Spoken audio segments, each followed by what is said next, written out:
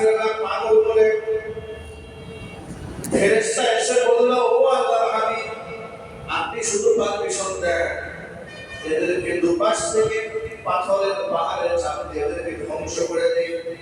নবী সাল্লাল্লাহু আলাইহি ওয়াসাল্লাম বললেন, না, আমি আমার উম্মতের জন্য গজব হয়ে নাযিল করি নাই, আমি উম্মতের জন্য রহমত স্বরূপ নাযিল করেছি। সুবহানাল্লাহ। আখলাকে উন্নত, মর্যাদায় উন্নত। নবী করিম সাল্লাল্লাহু আলাইহি ওয়াসাল্লাম বললেন, আমি এদের জন্য গজব হিসেবে আসিনি, আমি আল্লাহর রহমত স্বরূপ এসেছি। আমি বিশ্বাস করি আল্লাহ পাক এদের ভিতর থেকে এমন বংশধর দান করবেন যারা এক আল্লাহয় বিশ্বাস করে। সুবহানাল্লাহ। দুনিয়াতে রাসূলের শান আল্লাহ তাআলা এতটা বৃদ্ধি করে দিয়েছিলেন, 40 বছর তো মুশরিক সমাজের মধ্যে রাসূল বেড়ে উঠেছেন। চাচা, দাদা, আত্মীয় স্বজন, যারা প্রতিবেশী, সব মূর্তি পূজারীদের মধ্যে বেড়ে উঠেছেন। জীবনে মূর্তি পূজা করেন নাই। নবী হওয়ার আগে থেকে আল্লাহ পাক নবুয়তের ঘোষণা আসার আগে থেকে তাকে আল্লাহ তাআলা সেভ করেছেন, হেফাজত করেছেন। আল্লাহ তাআলা কোরআন মাজিদে ঘোষণা দিয়েছেন, লিয়াগফির লাকাল্লাহু মা তাকাদ্দামা মিন যামবিকা ওয়া মা তাআখার। পরবর্তী আপনার পূর্বাপর সমস্ত গুনাহের কারণে আল্লাহ তাআলা প্রতিদিন মাফ করার ব্যবস্থা করেছেন। প্রত্যেক মাফ করার ব্যবস্থা মানে আপনাকে আমি এমন ভাবে রাখবো যে আপনাকে গুনাহ আমি করতেই দেব না। জোরে বলেন সুবহানাল্লাহ। আর এত সম্মান রাসূলকে আল্লাহ পাক দিলেন। আল্লাহ পাক বলেন, ওয়ারাফা'না লাকা যিকরা, আপনার নামের উচ্চারণ যাকে আমি সবার ঊর্ধ্বে উঠাই। লোকেরা তো আপনার নামকে মিটিয়ে দিতে চায়, ওরা মিটাতে পারবে না, আমি আপনাকে উপরে উঠিয়ে দিলাম। আর একটা মজার তথ্য আপনাদেরকে শোনাই। আচ্ছা, আমরা তো আল্লাহর বান্দা, আল্লাহর গোলাম, কথা ঠিক না? আমরা কার গোলাম? আমরা আল্লাহর সৃষ্টি, আল্লাহ আমাদের স্রষ্টা, ঠিক কিনা? মুহাম্মদ সাল্লাল্লাহু আলাইহি ওয়াসাল্লাম আল্লাহর সৃষ্টি, আল্লাহ হচ্ছে স্রষ্টা। আল্লাহ কি? স্রষ্টা। কিন্তু পৃথিবীর সেরা সৃষ্টি মুহাম্মদ সাল্লাল্লাহু আলাইহি ওয়াসাল্লামের উপরে স্রষ্টার কত মায়া, কত দয়া, মহব্বত, কত ভালোবাসা, যে আল্লাহ তাআলা পৃথিবীর সমস্ত নবীদেরকে নাম ধরে ধরে ডেকেছেন। তার উপমা কোরআন শরীফে আপনারা খুললেই দেখবেন 25 জন নবী রাসূলের নাম কোরআন শরীফে আছে। আপনারা ইতিহাস খুলে দেখবেন। ইয়া মুসা ডেকেছেন কে? আল্লাহ। জোরে বলুন আল্লাহ। আমাদের কি ইয়া মুসা বলার সাহস আছে? জোরে বলুন। আমরা কি ইয়া মুসা বলে ডাকতে পারবো? কে ডেকেছেন? আল্লাহ। আল্লাহ বলে, ইয়া মুসা, ইয়া ইয়াহইয়া, ইয়া যাকারিয়া, ইয়া ইব্রাহিম, ইয়া লূত। সুবহানাল্লাহ। নবীদেরকে আল্লাহ নাম ধরে ধরে ধরে ডেকেছে। অবাক বিষয় হলো, জিবরাইল আলাইহিস সালাতু ওয়াসসালাম নবুয়তের 23 বছরে নবী সাল্লাল্লাহু আলাইহি ওয়াসাল্লামের কাছে 24,000 বারের বেশি আগমন করেছে। কতবার? 24,000 বার আগমন করেছে 23 বছর। অথচ সেই নবী সাল্লাল্লাহু আলাইহি ওয়াসাল্লামকে জিবরাইল আলাইহিস সালাতু ওয়াসসালাম কখনো মুহাম্মদ বলে ডাকতেন না। স্বয়ং আল্লাহ রাব্বুল আলামিন বলেন, ইয়া মুহাম্মদ, কখনো বলেন না, কোথাও বলেন না, কোন জায়গার মধ্যে আপনি কোরআন শরীফে একটা আয়াত খুঁজে পাবেন না যেখানে লেখা আছে ইয়া মুহাম্মদ, হে মুহাম্মদ বলা হয়েছে। কেন? সম্মান, মর্যাদা। কি বলে লিখেছেন একটু শুনুন। ইয়া আইয়ুহাল মুযাম্মিল, ইয়া আইয়ুহাল মুদাসসির, ইয়া আইয়ুহান নাবিয়্যু। সম্মান সূচক, হে নবী, হে কম্বলওয়ালা, হে চাদরওয়ালা। সুবহানাল্লাহ বলেন না? নাম বলেন না। আল্লাহ তো বলেননি। আবার এই দুনিয়ার সাধারণ মানুষ যারা রাসূলকে সাধারণ মানুষের মতো ডাকাডাকি না করে, সেটা আল্লাহ তাআলা সূরা নূরে 52 করে দিয়েছেন। আল্লাহ তাআলা বলেন, লা তাজআলু দুআ আর-রাসূলি বাইনাকুম কাদুআই বা'দিকুম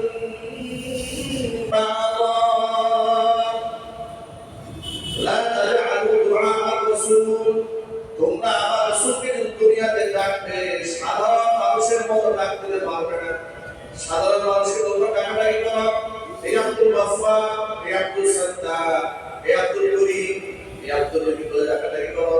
আমার নবীকে তোমরা সাধারণ মানুষের মতো ডাকতে পারবে না, সম্মান সুযোগ সাথে ইয়া নবী আল্লাহ, ইয়া হাবিব আল্লাহ, ইয়া রাসূলুল্লাহ, এই সমস্ত সম্মান সুযোগ সাথে আমার নবীকে ডাকতে হবে। সাধারণ মানুষের মতো আমার নবীকে ডাকতে যাবে না। সুবহানাল্লাহ বলেন।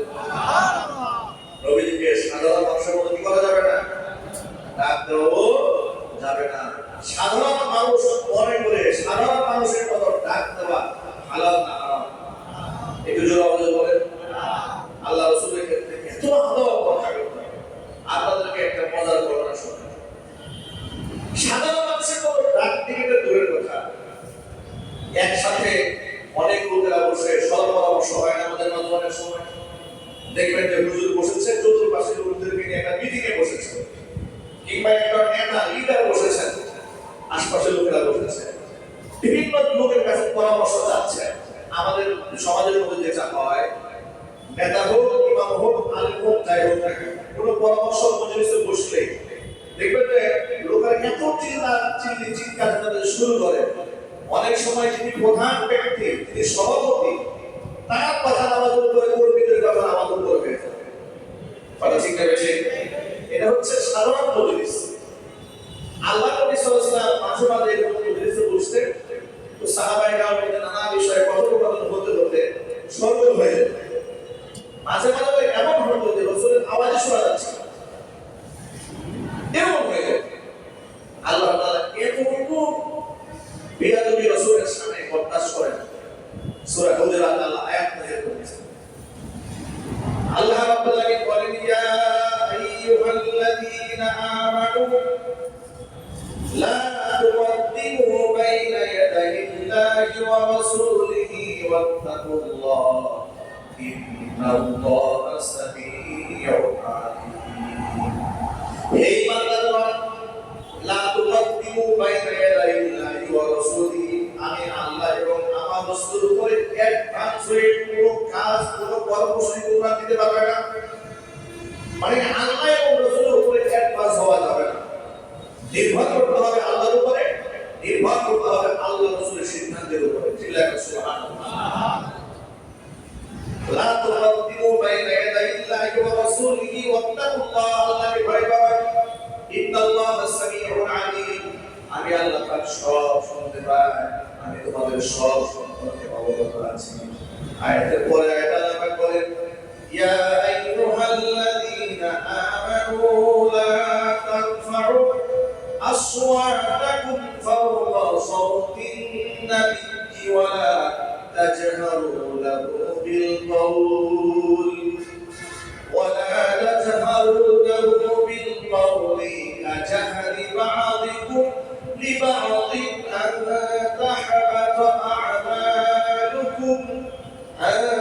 تحبط أعمالكم وأنتم لا تشعرون.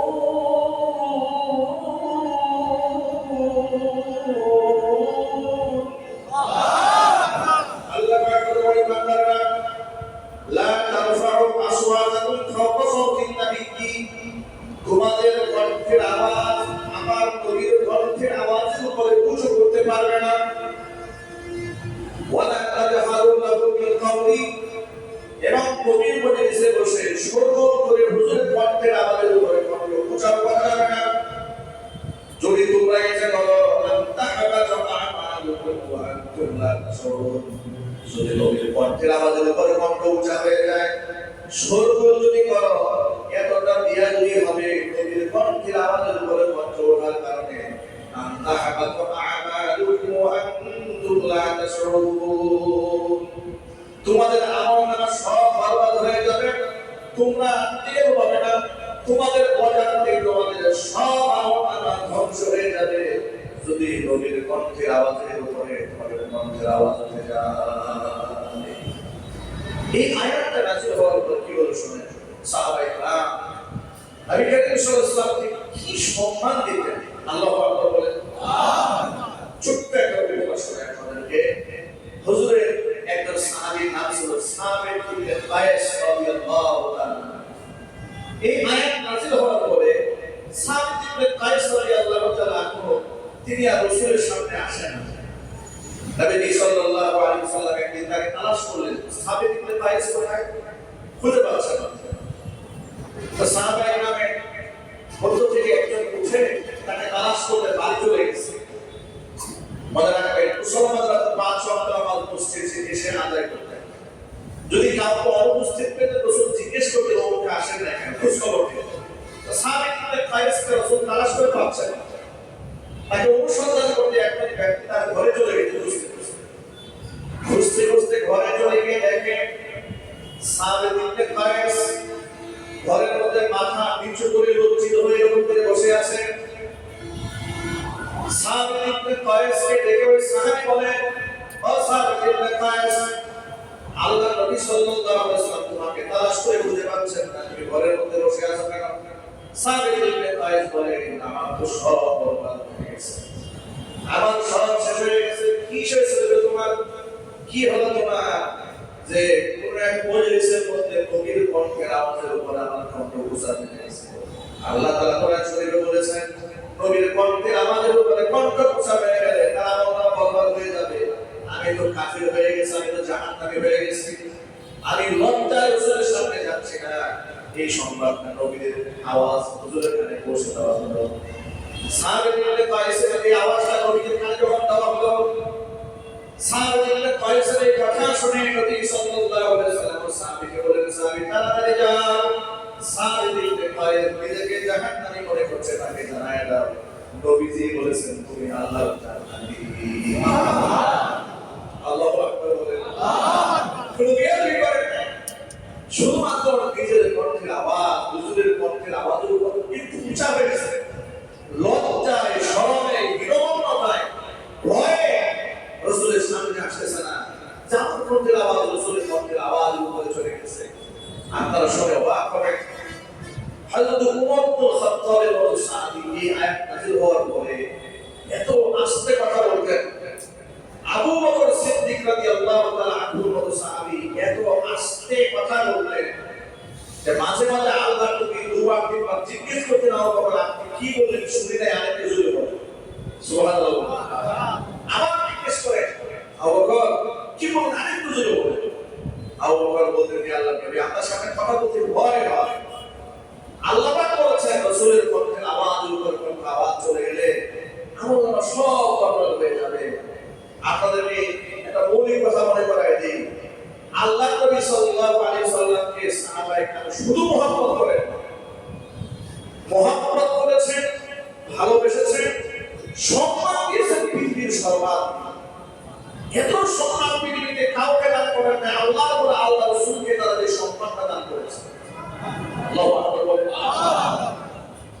সম্মান, ভালোবাসা, মহব্বত এক অপূর্ব সমন্বয় তারা ঘটিয়েছিলেন, যার দরুন কাফেররা পর্যন্ত এই কথা বলতে স্বীকৃতি বাধ্য হয়েছিল, মা রাআইতু আহাদান ইউহিব্বু আহাদান কাআসহাবি মুহাম্মাদিন মুহাম্মাদা। হুদাইবিয়ার সন্ধি হওয়ার পূর্ব লগ্নে যখন 1400 সাহাবী হুদাইবিয়া বাঁধে বসে আছে, নবী করিম সাল্লাল্লাহু আলাইহি ওয়াসাল্লাম উপস্থিত আছেন। উসমান গনি জিদুরাই রাদিয়াল্লাহু তাআলা আনহুকে মক্কার কুরাইশ কাফেররা আটকায় রেখেছে, সংবাদ পৌঁছে দিয়ে তাকে হত্যা করেছে। তখন কাফেরদের পক্ষ থেকে একজন দাঁড়িয়ে বলল যে মুসলমানদের সাথে যুদ্ধ করে লাভ নাই, বরং মুসলমানদের সাথে একটা সন্ধি চুক্তি করা হোক। তখন মক্কার কুরাইশরা বলেছিল মুসলমানরা মাত্র 1400, তাও যুদ্ধের জন্য আসে নাই, আর আমরা পুরো মক্কাবাসী। এই একটা সুযোগ মুহাম্মদ সাল্লাল্লাহু আলাইহি ওয়াসাল্লামের সাহাবীদেরকে দুনিয়া থেকে শেষ করে দেওয়া। তখন কাফেরদের পক্ষ থেকে একজন দাঁড়িয়ে বলেছিল যে আমি রোম পারস্য সফর করেছি, কিসরা কাইসার আমি দেখেছি, তৎকালীন যুগের পরাশক্তি আমি দেখেছি, তাদের দরবারে গেছি, রাজা বাদশাদেরকে দেখেছি, আর আমি মুহাম্মদ সাল্লাল্লাহু আলাইহি ওয়াসাল্লামকে দেখেছি।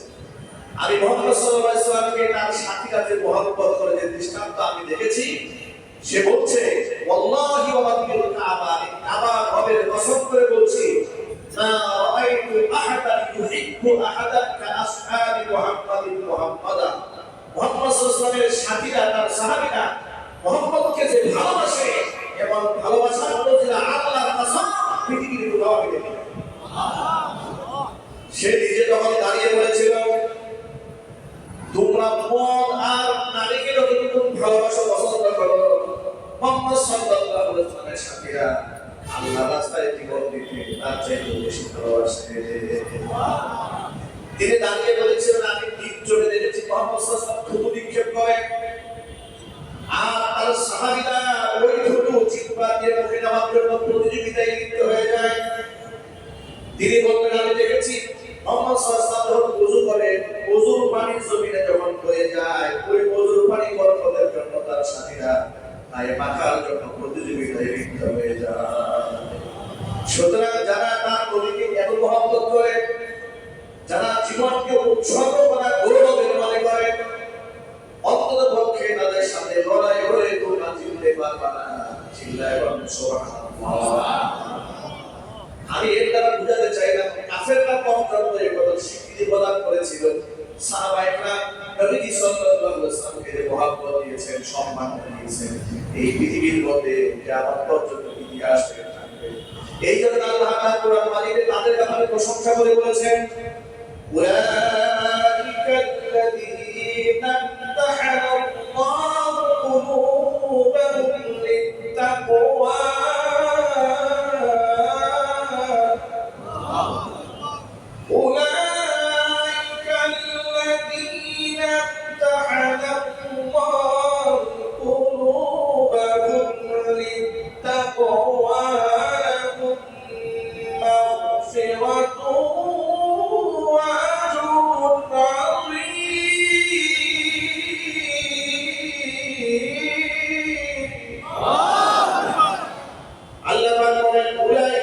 ইমতাহানাল্লাহু কুলুবাহুম লিত্তাকওয়া আমি এই সমস্ত সাহাবীদেরকে তাকওয়া দিয়ে পরীক্ষা করে নিয়েছি।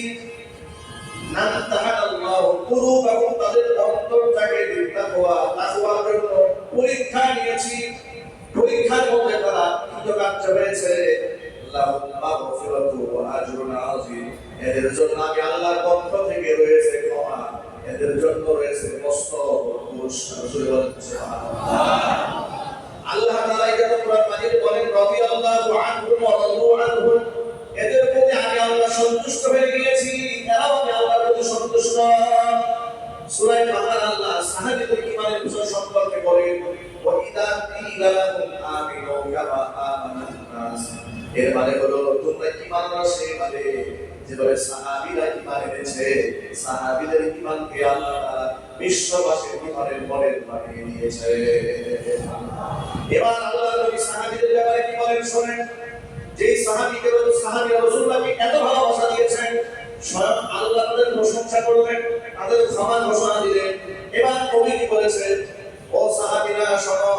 সাহাবীদের ব্যাপারে নবী সাল্লাল্লাহু আলাইহি ওয়াসাল্লাম ঘোষণা করলেন আসহাবী কান-নুজুম। আমার সকল সাহাবীরা আসমানের নক্ষত্র সমতুল্য। ফাবি আইয়িহিম ইকতাদাইতুম।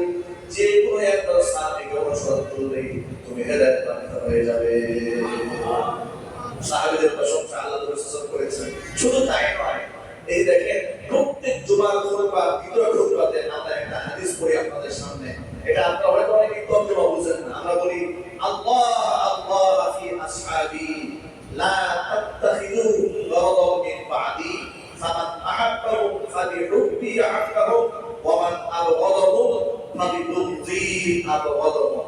এই হাদিসটা প্রত্যেক জুমায় আমরা শোনাই আপনাদেরকে। এর তর্জমা শোনাই যাবে আল্লাহ আল্লাহ ফি আসহাবি। আল্লাহকে ভয় করো, আল্লাহকে ভয় করো আমার সাহাবীদের ব্যাপারে। কথা বুঝতেছেন? কে বলছে এই কথা? আল্লাহ রাসূল বলছেন। আল্লাহ রাসূল বলছেন আল্লাহ আল্লাহ ফি আসহাবি।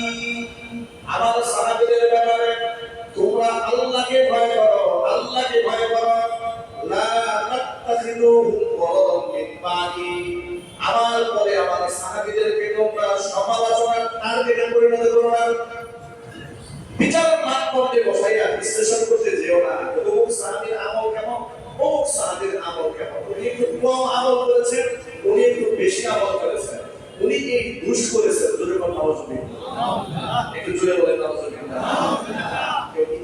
শুনতে গিয়ে সাহাবাইকার ব্যাপার বলে যে উনি এখানে জুলুম করেছেন। ওই দিন দেখলাম একজন বলছে যে হযরত আমির মুআবিয়া রাদিয়াল্লাহু তাআলা তার ব্যাপারে বাংলাদেশের কুখ্যাত দরবার থেকে এক মুরিদ বলছে, এরকম মাইকের সামনে হাজার মানুষের সামনে বলছে যে আমির মুআবিয়া হচ্ছে জাহান্নাম। আর হুজুরের নাউজুবিল্লাহ, কেন আমির মুআবিয়া তার ছেলে ইয়াজিদকে ক্ষমতায় বসিয়েছে। যেই ইয়াজিদ নবী সাল্লাল্লাহু আলাইহি ওয়াসাল্লামের কলিজার টুকরা আলীকে হত্যা করেছিল, এটা হতে তাদের মানে কারণ দর্শন পেয়েছে। অথচ আমির মুআবিয়া রাদিয়াল্লাহু তাআলা তার সন্তানকে কেন রাজনৈতিক মাঠে বসালেন, এটা ছিল রাজনৈতিক দূরদর্শিতা। আর এই ক্ষেত্রে আবার ইয়াজিদের ব্যাপারে যে বক্তব্য এসেছে যে ইয়াজিদ তাকে হত্যার নির্দেশ দিয়েছে, হত্যার নির্দেশ দেয় নাই, বরং হত্যা করা বলে সে খামোশ থেকেছে। এটাও পৃথিবীবাসী আমাদের বক্তব্য স্পষ্ট, নিঃসন্দেহে এই অপরাধের সাথে ইয়াজিদ জড়িত ছিল, কিন্তু সন্তান পাপ করেছে বলে তার পাপে আপনি রাসূলের একজন সাহাবী আমির মুআবিয়ার মতো বরেণ্য সাহাবী, কিন্তু শুধু সাহাবী নয়, কুরআন নাযিল হওয়ার পরে যে সাহাবীরা আল্লাহর কুরআনকে নিজের হাতে লিখে সংরক্ষণ করেছেন, তাদের মধ্যে একজন সাহাবীর নাম আবু হযরত আমির মুআবিয়া রাদিয়াল্লাহু তাআলা। জোরে আল্লাহু আকবার। এখন আপনি বলবেন যে ঐতিহাসিকভাবে বিশ্লেষণ করলে তো এটা পাওয়া যায় সেটা পাওয়া যায়। আপনাকে এত বড় ঐতিহাসিক হতে বলেছে কে? আপনি এত বড় জাস্টিস হলেন কবে থেকে? পায়খানা করে পানি না লাগিয়া জিন্দেগি ভর কবিরা গোলা করেছেন। নিজের দিনের আমল, রাতের আধারের আমল যদি চোখের সামনে এখন সামনে দেওয়া হয়, কত বড় আলেম আর কত বড় বুজুর্গ, কত বড় বীর, এমন বীরগিরি সমাজে বের হয়ে যাবে, তার সমস্ত আমল মানুষের সামনে আছে। কথা ঠিক না ঠিক? আচ্ছা, পৃথিবীর কোন বুজুর্গের সাহস আছে রাসূলের একজন সাহাবীর ব্যাপারে মন্তব্য করা? আরো জোরে বলেন না। কয়েকদিন আগে দেখলাম এক বেয়াদব রাসূলের সাহাবীদেরকে মন্তব্য করতেছে। ওই রাজনৈতিক বিশ্লেষণ করতে গিয়ে বলছেন সাহাবায়ে কেরাম এই জায়গায় আদর্শিকভাবে ভুল করেছে, অমুক জায়গায় ওই সাহাবী ভুল করেছে, অমুক জায়গায় কোরআন সিদ্ধান্তের ভুলের কারণে একজন মুসলমান মারা গেছে। সুবহানাল্লাহ, তিনি তো বড় বিচারক হয়ে গেছে, আপনাকে এত বড় বিচারক হওয়ার দায়িত্ব দিয়েছে। সাহাবায়ে কেরামের মধ্যে ইখতিলাফাত হয়েছে, ভুল বোঝাবুঝি হয়েছে, তারা আল্লাহর পক্ষ থেকে ক্ষমা প্রাপ্ত বলে কোরআন ঘোষণা করেছে, আল্লাহ নবী তাদের সমালোচনা করতে নিষেধ করেছেন। তাদের ব্যাপারে আমাদের জবাব, আমাদের আকীদা হচ্ছে তাদের মুআমালা আল্লাহর সাথে। সাহাবীদের ব্যাপারে দোষ শব্দ করার কোনো যোগ্যতা আমাদের নেই। কথা ঠিক করে যদি বলে সাহাবায়ে কেরামকে বিচারের কাজ করে না করার কোন প্রকার সাহস আমাদের আছে, যোগ্যতা আমাদের আছে? আল্লাহ পাক আমাদেরকে হেফাজত করুন। আমিন। জোরে বলুন আমিন। আমিন। আল্লাহ আল্লাহ ফি আসহাবি, দেখেন রাসূল কি বলেন, সাহাবীদের যে সমালোচনা এক শ্রেণীর মানুষ পৃথিবীতে করবে, এটা আল্লাহ রাসূল জানতেন না? আল্লাহ পাক তাকে জানিয়ে দিয়েছিলেন, এইজন্য অবহিত করে দিয়েছেন। এই যে শিয়া সম্প্রদায়ের লোকেরা মা আয়েশা রাদিয়াল্লাহু তাআলা আনহার ব্যাপারে কোন জঘন্য কথা বলে, তারা বলে লা ইলাহা ইল্লাল্লাহ আয়েশা লানাতুল্লাহ নাউজুবিল্লাহ, কিন্তু তারা বলে ওমর ফারুক রাদিয়াল্লাহু তাআলা আনহুকে গালিগালাজ করে, আবু বকর সিদ্দিক রাদিয়াল্লাহু তাআলা আনহুকে গালিগালাজ করে, অন্যান্য সাহাবীদেরকে গালিগালাজ করে। সাহাবীদেরকে গালিগালাজ তো দূরের কথা, তাদের ব্যাপারে একটা শব্দ নেগেটিভ উচ্চারণ যে করবে তার আমল শেষ। বলা ঠিক কিনা? কারণ এটা আল্লাহ রাসূল নিষেধ করেছেন। আল্লাহ নবী বলেন আল্লাহ আল্লাহ ফি আসহাবি, আমার সাহাবীদের ব্যাপারে আল্লাহকে ভয় করো, আল্লাহকে ভয় করো। লা তাত্তাখিযুহুম গররাম মিন বাদি, আমার পরে আমার সাহাবীদেরকে সমালোচনার টার্গেটে পরিণত করো না। ফামান আহাব্বাহুম ফালিহুব্বি আহাব্বাহুম, সাহাবীদেরকে যারা ভালোবাসে আমি নবীজিকে ভালোবাসার কারণে তাদেরকে ভালোবাসে। ওমান আবগালহুম ফালিহুব্বি আবগালহুম, সাহাবীদের প্রতি যদি কেউ বিদ্বেষ রাখে, নবীজি বলেন এই বিদ্বেষ সাহাবীদের উপরে নয়, এই বিদ্বেষটা আমি নবীর উপরেও আছে। আমি নবীর উপরে ঘৃণা বলে আমার সাহাবীদের উপরে ঘৃণা, আমি নবীজিকে যারা ভালোবাসে তারা আমার সাহাবীদেরকে ভালোবাসে। এই জন্য সাহাবায়ে কেরাম আমাদের কাছে আমাদের ভয়ন করে হিসেবে বলেন ঠিক কিনা? আল্লাহ পাক সকল সাহাবীদেরকে কিয়ামতের ময়দানে সম্মানিত করবেন, তাদের পেছনের সারিতে যেন আল্লাহ পাক আমাদের মতো গুনাহগারদেরকে শামিল করে দেন। একটু জোরে বলেন আল্লাহুম্মা আমিন। কত সম্মান রাসূলুল্লাহকে তারা করেছে, মানে কথা বলতে গিয়ে একটা আওয়াজ উঁচা হয়ে গেছে, সাহাবীদের চাইছে উনি নিজেকে জাহান্নামী মনে করে ঘর থেকে বের হচ্ছেন, আদরের খেলাফ কাজ হয়ে গেছে, রাসূলের সাথে বিয়াদবি হয়ে গেছে। সুতরাং নবী করিম সাল্লাল্লাহু আলাইহি ওয়াসাল্লামকে স্বয়ং আল্লাহ সম্মান দিয়েছেন, সাহাবায়ে কেরাম সম্মান দিয়েছেন, ফেরেশতা কুল সম্মান দিয়েছেন। তার সম্মান দুনিয়াতে, তার সম্মান আখিরাতে, তার সম্মান দুজাহানে, দুজাহানের বাদশা আল্লাহ তাকে বানিয়েছেন। সেই নবীর সামনে শব্দচয় ব্যাখ্যা বিশ্লেষণ করার ক্ষেত্রে আমাদের সাবধানতা অবলম্বন করার দরকার আছে না? সেই নবীর সাথে পৃথিবীর কোন পেশার সাথে, পৃথিবীর সাধারণ কোন পেশার সাথে তুলনা করা যাবে না। বিয়াদবি কোন কোন ক্ষেত্রে কুফরি, কোন কোন ক্ষেত্রে কি কুফরি। নবী করিম সাল্লাল্লাহু আলাইহি ওয়াসাল্লাম তিনি ছাগল চড়িয়েছেন, তাই বলে আপনি তাকে রাখাল বলতে পারবেন না। নিজের কাপড় নিজে সেলাই করে পরেছেন, তাই বলে আপনি তাকে দর্জি বলতে পারবেন না। কথা বলেন না, বুঝতে দেবেন না। নবী করিম সাল্লাল্লাহু আলাইহি ওয়াসাল্লাম রান্না করে খেয়েছেন, তাই বলে আপনি তাকে বাবুর্চি বলবেন? আর চিন্তায় বলে বলবেন না। নবী করিম সাল্লাল্লাহু আলাইহি ওয়াসাল্লামের শান মান মর্যাদা এত বেশি, তার নামটা উচ্চারণ করার ক্ষেত্রে অত্যন্ত আদরের সাথে উচ্চারণ করতে হবে। বলেন ইনশাআল্লাহ। ইনশাআল্লাহ। আমি আজকে দেখলাম একজন আলোচক বলতেছে যে আপনারা আমার আগে সমালোচনা করেন নাই, এখন আপনারা আমাকে সমালোচনা করতেছেন। কথা বুঝেন? আগে সমালোচনা করেন নাই, এখন সমালোচনা করতেছেন। আমি অমুক দলের জন্য দিয়েছি এই জন্য। আজকে যদি মুহাম্মদ সাল্লাল্লাহু আলাইহি ওয়াসাল্লাম বেঁচে থাকতেন তো আপনারা তার বিরুদ্ধে সমালোচনা করতেন। কথা বুঝেন না? মানে নিজেকে তুলনা করলো কার সাথে? বেয়াদবি একটু স্কেল থাকা উচিত। মানুষের মধ্যে ন্যূনতম শিক্ষা থাকলে কোথায় আমি, আচ্ছা আমার সমালোচনা আপনি করতেই পারেন, আমি নাদা, গুনাহগার, যোগ্যতা নাই, গুনাহগার, ফাঁসে, এই রাইট তো আপনার আছে। কিন্তু যদি আমি বলি যারা আমার সমালোচনা করেন, আজকে নবী বেঁচে থাকলে আপনার নবীরও সমালোচনা করতেন, এই কথাটা কেমন হলো? নিজে কি নবীর সমালোচনা জ্ঞান করা হলো না? তারা ঠিক কিনা বলে? এই সমস্ত দায়িত্ব জ্ঞান পাগলেরা আজকে সমাজ হয়ে গেছে। কথা ঠিক না? বেড়ে জোরে বলে আল্লাহ আমাদের জবাবকে হেফাজত করুন। জোরে বলে আমিন। নবীর সাথে পৃথিবীর সাধারণ কোনো মানুষের তুলনা হয় না। সাধারণ মানুষের তুলনা দেবেন দূরের কথা, আমাদের রাসূলের সাথে আপনি পৃথিবীর অন্য কোনো নবীও সমতুল্য করতে পারবেন না, কারণ এই মর্যাদা আল্লাহ তাআলা দান করেছেন। বলুন সুবহানাল্লাহ।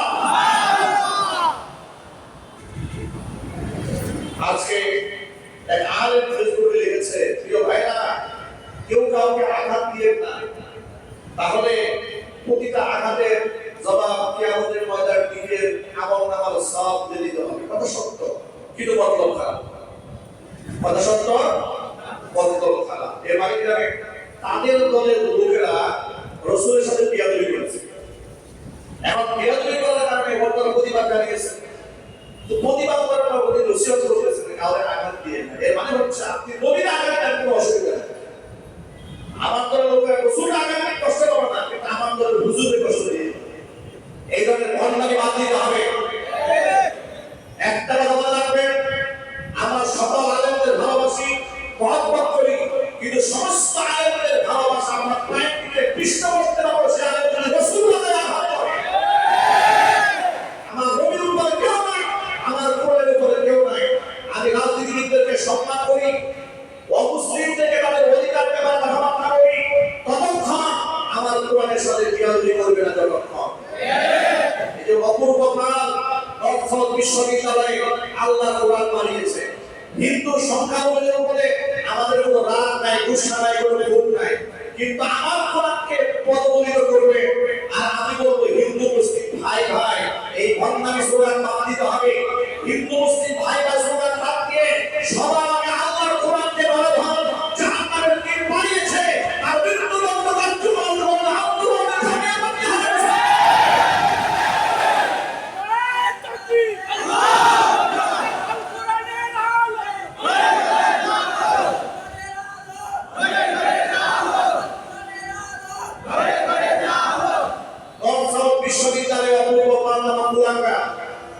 আল্লাহ কোরআন ঠান্ডা মাথায় পাঠিয়েছে।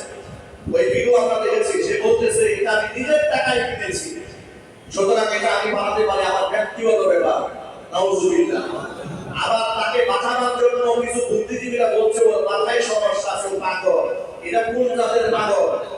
এটা কোন জাতের পাগল? বাইবেল পড়ায় না, বাইবেল পালায় না, জীবিতক পালায় না, এরপরে জীবিতক পালায় না, হিন্দুদের মহাভারত পালায় না, রামায়ণ পালায় না, গীতা পালায় না, শুধু আল্লাহর কোরআনে পালায়। তাহলে আমরা বুঝতে পারি এটা কোন জাতের পাগল। এই পাগলের চিকিৎসা পাগলের আলাদা নয়, এই পাগলের আত্মচিকিৎসা ফাঁসির রশি বাঁধানো। এই ব্যাপারে নীরব থাকার কোনো সুযোগ নাই।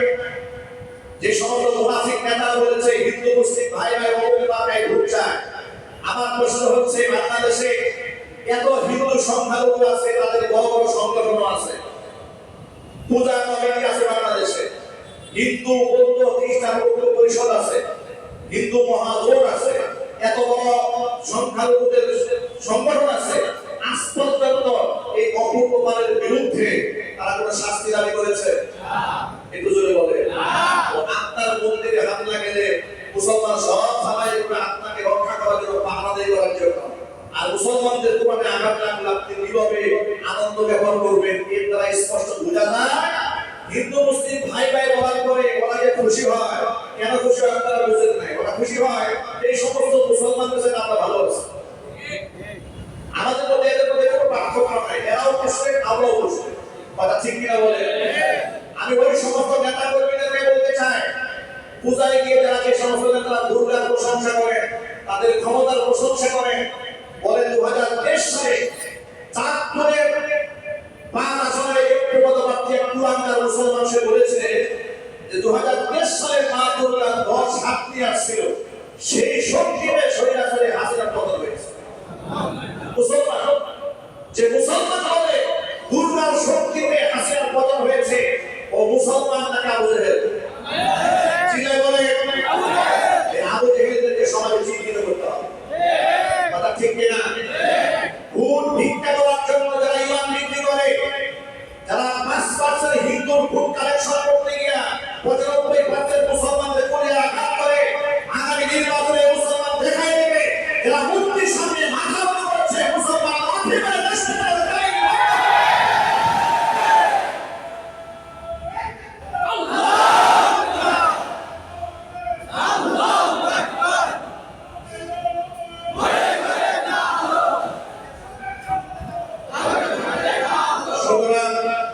আমাদের কথা বলে স্পষ্ট, সংখ্যালঘুরা তাদের অধিকার নিয়ে বসবাস করবে, কোনো আপত্তি নাই, কিন্তু সংখ্যালঘুদেরকে মহাব্বত করতে গিয়ে নিজের ধর্মকে যারা ছোট করেছ, জাতির সামনে তওবা করতে হবে।